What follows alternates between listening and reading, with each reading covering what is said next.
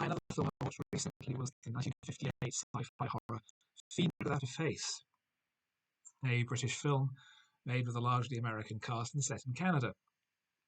It's based around an American base in remote northern Canada, where investigations are going on into a series of strange murders happening in the area.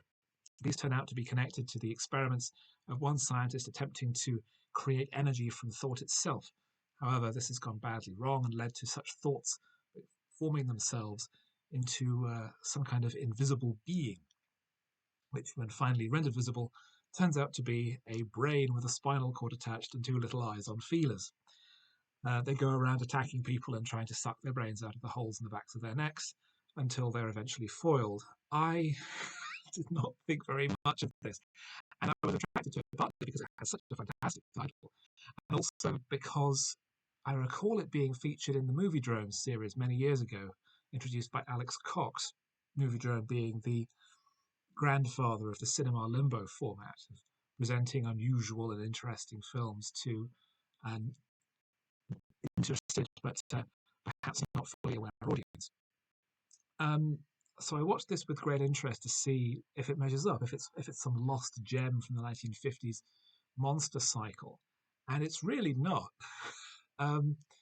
It compares to something like Island of Terror or Night of the Big Heat, these sort of very second-rate films with one big star. Maybe this doesn't suffer from having any major names in it at all. And I found it really very disappointing and very unengaging. It's really quite rote and silly and flatly shot, and there's really very little here that's really engaging in any way at all. The only thing that I thought was of particular note was the assistant director was Douglas Hickox, who would go on to become a successful director in his own right, and whose son, Anthony Hickox, also would become a very successful director, focusing mainly in horror. But overall, this is not a film of any particular note or interest, aside from, again, that brilliantly snappy title, which must have looked fantastic on a poster. It's just another brain-sucking monster movie in multiple ways.